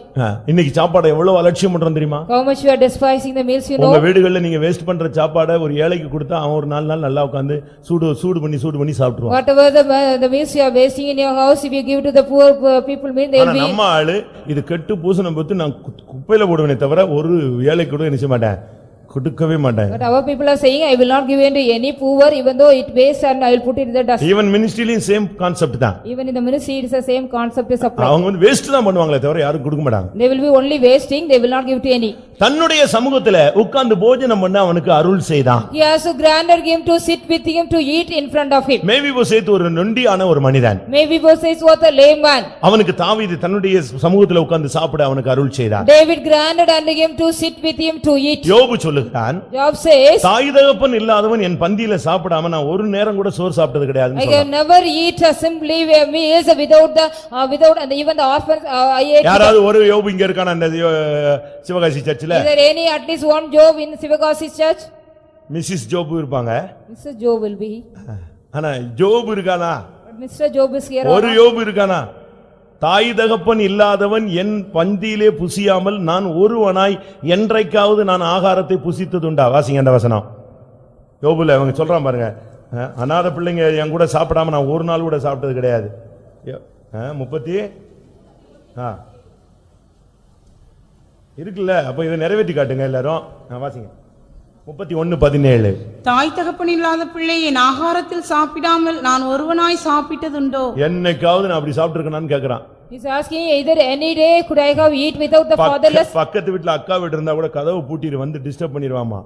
Even the neighbor serves the elders house mean they'll be just closing there, she'll be disturbing. நான் இதே பாதையில போனவன். I have also gone through the same path. Once upon a time நானும் இப்படி போயிருக்கேன். Once upon a time I have also gone through the same path. இப்படி எல்லாம் ஒதுக்கப்பட்டவனா இருந்தேன். I was also a man rejected. யோசிச்சு பாருங்க.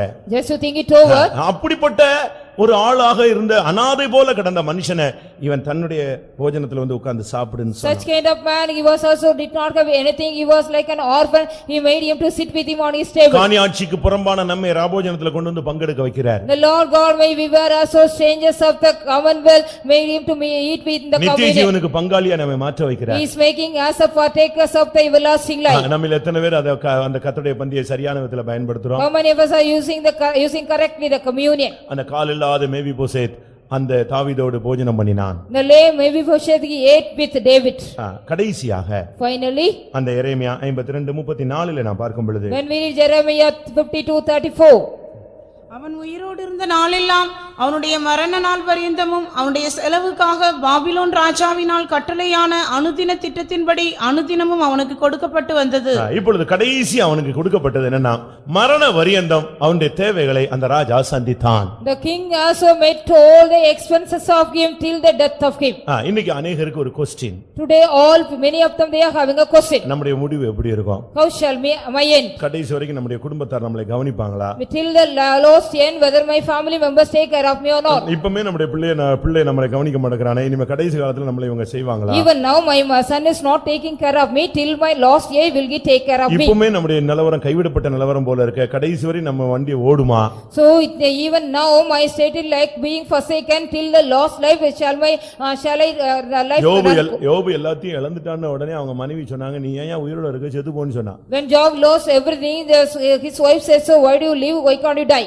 எப்படி இருக்குன்னு யோசிச்சு பாருங்க. How it would be, just think it over. ஆவிக்குரிய ஜீவியத்துல இன்னைக்கு கடைசி வரை நம்முடைய ஓட்டம் எப்படி இருக்குங்கிற ஒரு கேள்வி எல்லாருக்குள்ளே இருக்கு. All are having a question, how shall be our spiritual life in the spirit till the end. ஆனால் உன்னை அழைத்த தேவன் உன்னை கடைசி வரை நடத்த வல்லவர். But the Lord God one who call you is able to lead you till your last life. சங்கீதத்துல சொல்லி இருக்கிறது, இந்த தேவன் மரண பரியந்தம் நம்மை நடத்துவார். In Psalms it has been said about this, Lord God will guide us till our death. 48ஆம் சங்கீதம் 14ஆம் வசனத்துல, இந்த தேவன் சதா காலங்களிலும் உண்மையுள்ளவர், உண்மையுள்ளவர், இவர் மரண பரியந்தம் நம்மை நடத்த வல்லமையுள்ளவராயிருக்கிறார். This God is faithful for ever and ever. He is our guide till our death. உன்னை அழைத்த தேவன் கடைசி வரை உன்னை நடத்தவும், உன்னை பாதுகாக்கவும், உன்னை பராமரிக்கவும், உன்னை நிலைநிறுத்தவும், உன்னை மகிமையான சிங்காசனத்தில் கொண்டு போய் சேர்க்கவும் அவர் வல்லவர். The Lord God, one who call you, is also able to lead you and guide you till the last days of your என்னை life. மரண பரியந்தம் அவர் நடத்துவார் என்று விசுவாசிக்கிறவர்கள் கண்களை மூடி முழங்கால் படியிடுவார். Those who believe that he is able to lead or guide me till the death, close your eyes and kneel down. அந்த குறிக்கப்பட்ட நாளில் யோயாக்கீமுக்கு விடுதலை அளித்த தேவன் இன்றைக்கு உன்னுடைய வாழ்க்கையிலே ஒரு மாற்றத்தை சந்திக்கும்படியாக அவர் கடந்து வந்திருக்கிறார். On the particular day, the Lord God set free Joachim. He is also come here to set you free in a day. எத்தனை பேர் விசுவாசிக்கிறீர்கள்? How many of you are believing that? தேவன் சொன்னால் அதை செய்யக்கூடிய தேவன். If the Lord God said he is able to do so.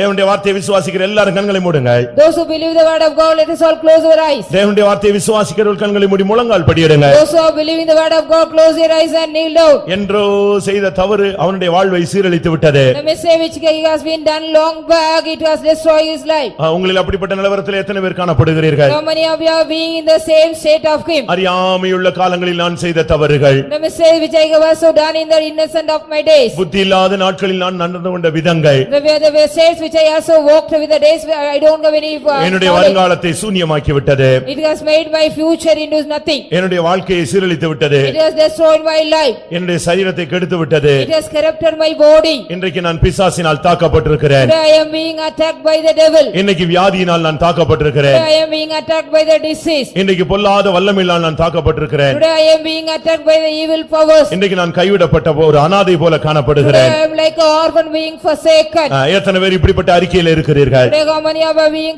just found under this statement? எனக்கு மீட்பு இல்லை, I don't have any redemption. எனக்கு இருக்க இரக்கம் இல்லை, I don't have any mercy. எனக்கு யாரும் தயவு பாராட்டுவார் இல்லை, None is ready to show favor to me. என்னை தூக்கிவிட ஆள் கிடையாது, There is no person to lift me up. எனக்கு கை கொடுக்க ஆள் இல்லை. There is no person to give me hand to help. இப்படிப்பட்ட நிர்பந்தமான நிலவரத்தில் இருக்கிறவர்களே, உங்களுக்கு தான் இந்த வார்த்தை அனுப்பப்படுகிறது. People those who are under the wretched condition, this word is sent unto you. எனக்கு ஆச்சரியமாக இருந்தது. I was astonished. ஜட்ஜ்மெண்ட் வாங்கிட்டு ஒண்ணுமில்ல ஃபைனல் இவ்வளவுதான் சொல்லி போன ஒரு மனிதனை கர்த்தர் 56 வயசுல வெளியே கொண்டு வந்துட்டார். After getting the judgment, only his life was this much, he is considered, and when the Lord God brought him out at the age of 56. தேவனே கைவிட்டார் என்று உன்னுடைய உள்மனது சொல்லுகிறது. அப்படி அல்ல.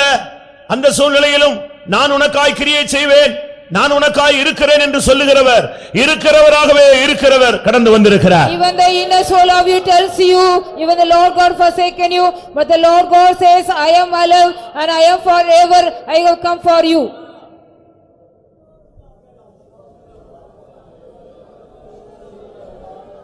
மரித்தேன், சதா காலங்களில் நான் உனக்காக ஜீவிக்கிறேன். நான் உன்னை மரண பரியந்தம் உன்னை நடத்துவேன்.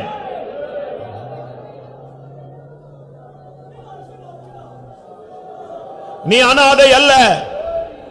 என்னுடைய அனாதி தீர்மானத்தில் உள்ளவன், என்னுடைய அனாதி தீர்மானத்தில் உள்ளவள். இப்பொழுது நான் உன்னை கைவிட்டேன், ஆனால் உருக்க இரக்கங்களினால் மறுபடியும் உன்னை நான் சேர்த்துக் கொள்வேன்.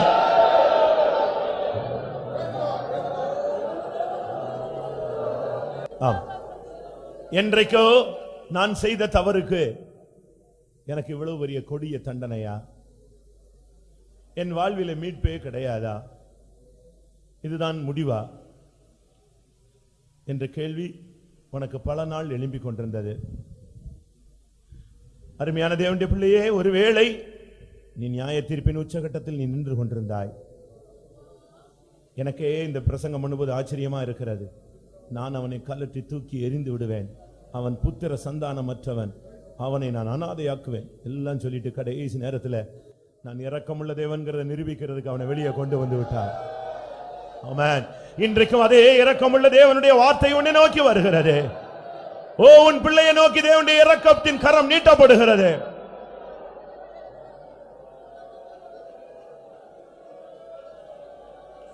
அந்த ஏவில் மொராதாக் மூலமாக கிரியை செய்த தேவன் இன்றைக்கு உனக்கு சகாயமான ஆட்களை கர்த்தர் உன் வாழ்வில் எழுப்புவார். ஹல்லேலூயா. எத்தனை பேர் விசுவாசிக்கிறீர்கள்? உன் குடும்பத்தில் உனக்கு சகாயமான நபரை எழுப்புவார். ஊழியத்திலே உனக்கு சகாயமான ஆட்களை எழுப்புவார். ஹல்லேலூயா. தொழிலில் உனக்கு சகாயமான ஆட்களை எழுப்புவார். உன் பிசினஸ்ல உனக்கு சகாயமான வழிகளை கர்த்தர் திறப்பார். ஹல்லேலூயா. தேவனால் அது கூடும். ஆமென். உனக்கு எதிராக இருக்கிற வல்லமையை முடிவுக்கு கொண்டு வருகிறார். ஓ, உனக்கு சாதகமான வழிகளை கர்த்தர் திறக்க போகிறார். ஆமென். உன்னோடு யாரும் அன்பாய் பேசவில்லையே என்று நீ பின்வாங்கி போக வேண்டாம். என்னை விசாரிக்க ஆள் இல்லையே என்று நீ எண்ண வேண்டாம். உன்னோடு அன்பாய் பேசுகிற ஒரு அன்புள்ள தேவன் இருக்கிறார். அவர் முடிவு பரியந்தம், உலகத்தின் முடிவு பரியந்தம், ஓ, அவர் உன்மேல் அன்பாகவே இருக்கிறார். தேவன் அன்பாகவே இருக்கிறார். கடைசி பரியந்தமும் கூட இருப்பேன் என்றார். கடைசி பரியந்தமும் கூட இருப்பேன் என்றார். அதை நம்புவேன், இடைவிடாமலே பதை கமல் நிற்பேன், பதை கமல் நிற்பேன். கடைசி பரியந்தமும் கூட இருப்பேன் என்றார். கடைசி பரியந்தமும் கூட இருப்பேன் என்றார். அதை நம்புவேன், இடைவிடாமலே பதை கமல் நிற்பேன், பதை கமல் நிற்பேன். கடைசி பரியந்தமும் கூட இருப்பேன் என்றார். கடைசி பரியந்தமும் கூட இருப்பேன் என்றார். கடைசி பரியந்தம் கூட இருப்பேன் என்றார். கடைசி பரியந்தம் கூட இருப்பேன் என்றார்.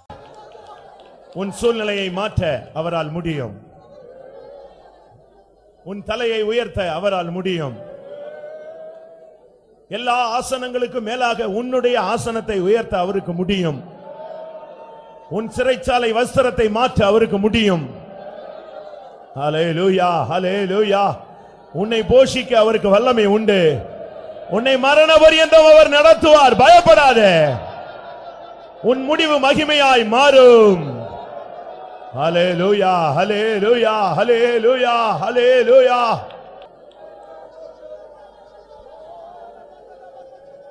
கடைசி பரியந்தமோ கூட இருப்பேன் என்றார். கடைசி பரியந்தமோ கூட இருப்பேன் என்றார். அதை நம்புவேன், இடைவிடாமலே பதை கமல் நிற்பேன், பதை கமல் நிற்பேன். கடைசி பரியந்தமோ கூட இருப்பேன் என்றார். கடைசி பரியந்தம் கூட இருப்பேன் என்றார். கடைசி பரியந்தம் கூட இருப்பேன் என்றார். கடைசி பரியந்தம் கூட இருப்பேன் என்றார். கடைசி பரியந்தம் கூட இருப்பேன் என்றார். ஹல்லேலூயா. ஆம். அவனுடைய தாய் ஏதோ ஒரு சிறைச்சாலையில் அடைக்கப்பட்டு அவள் வாழ்க்கை முடிந்து போய்விட்டது. ஆனால் கர்த்தர் இவனை வெளியே கொண்டு வந்தார். உன்னோடு கூட சேர்ந்த எத்தனையோ பேர் வாழ்க்கை முடிந்து விட்டது. ஆனால் கர்த்தர் உன் தலையை உயர்த்துவார். ஆமாம். எத்தனை பேர் தேவனுடைய வார்த்தையை விசுவாசிக்கிறீர்கள்? நீ அவரை நம்பினால் கெட்டு போக மாட்டாய். அவரை நம்பினவர்கள் வெட்கப்பட்டு போனதில்லை. உன் தலையை உயர்த்தக்கூடிய நாட்கள் நெருங்கி விட்டது. உன் ஆசனத்தை உயர்த்தக்கூடிய நாட்கள் வந்து விட்டது. கர்த்தர் உன்னை கடைசி வரை நடத்துவார். உன் தாய் தகப்பன் கைவிட்டாலும், உன் புருஷன் மனைவி, உன் பிள்ளைகள், உன் பெற்றோர்கள் கைவிட்டாலும், ஓ, உன்னை கடைசி பரியந்தம் நடத்தக்கூடிய தேவன் ஒருவர் உண்டு. இந்த தேவன் சதா காலங்களிலும் கடைசி பரிய மரண பரியந்தம் உன்னை நடத்துவார்.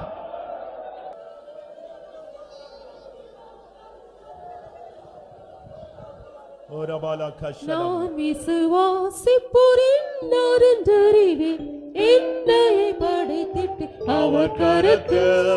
நான் விசுவாசிப்போரின் நறுந்தறிவேன், என்னை படைத்திட்டேன் அவர் கரத்தில். முடிவு வரை என்னை நடத்திடுவார். மூன்று வறட்சி பாரே, முடிவு வரை என்னை நடத்திடுவார். மூன்று வறட்சி பாரே.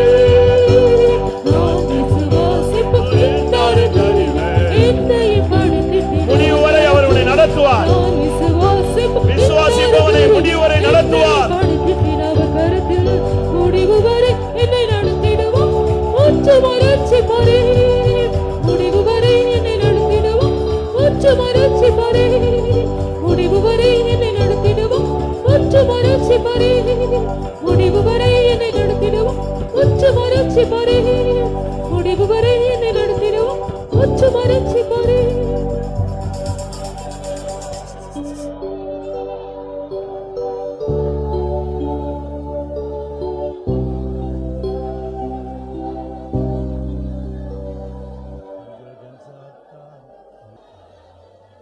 ஆமென். சூழ்நிலைகளை மாற்றக்கூடிய தேவன், நம்பிக்கையற்ற நிலவரத்திலே துளிர்க்க வைக்கக்கூடிய தேவன், இருள் நிறைந்த இடங்களிலே வெளிச்சத்தை பிரகாசிக்க செய்கிற தேவன், அவர் நம்முடைய மத்தியிலே வெளிப்பட்ட தயவுக்காய் ஸ்தோத்திரம் பண்ணுவோம். ஸ்தோத்திரம் ஸ்தோத்திரம் ஸ்தோத்திரம் ஸ்தோத்திரம் ஸ்தோத்திரம் ஸ்தோத்திரம். Praise the Lord, praise the Lord, praise the Lord, praise the Lord, praise the Lord, praise the Lord, praise the Lord, praise the Lord. நியாயத்தீர்ப்பின் முடிவை நோக்கி போய்க்கொண்டிருந்த மனிதனை தேவன் தன்னுடைய இரக்கத்தினால் சகாயத்தை அனுப்பி வெளியே கொண்டு வந்தார். அதற்காக ஸ்தோத்திரம் பண்ணுவோம். இன்றைக்கும் அந்த தேவன் ஜீவிக்கிறார். அதற்காக ஸ்தோத்திரம் பண்ணுவோம். இந்த காலை வேளையிலே யோயாக்கீனை போல இருந்தவர்களை கர்த்தர் மீட்கும்படியாக தம்முடைய வசனத்தை அனுப்பி கொண்டிருந்தபடினாலே ஸ்தோத்திரம் பண்ணுவோம். சிறையிருப்பை மாற்ற அவர் வல்லமை உள்ளவர். அதற்காக ஸ்தோத்திரம் பண்ணுவோம். ஸ்தோத்திரம் ஸ்தோத்திரம் ஸ்தோத்திரம். இந்த தேவன் மரண பரியந்தம் நம்ம நடத்த வல்லவர். அவருடைய கரத்திலே ஒப்பு கொடுத்து ஸ்தோத்திரம் பண்ணுவோம். தன்னிடத்தில் ஒப்பு கொடுத்தவர்களை கடைசி நாள் வரை காத்து தன்னை சந்திக்க வைக்க போகிறார். அதற்காக ஸ்தோத்திரம் பண்ணுவோம். அந்த நாளுக்கென்று எல்லாரையும் தகுதிப்படுத்த முடியாது. ஸ்தோத்திரம் பண்ணுவோம். பிதா குமாரன் பரிசுத்த ஆவியானவருக்காக ஸ்தோத்திரம் பண்ணுவோம். எல்லா துதியும் கன மகிமையும் அவருக்கே செலுத்தி ஸ்தோத்திரம் பண்ணுவோம்.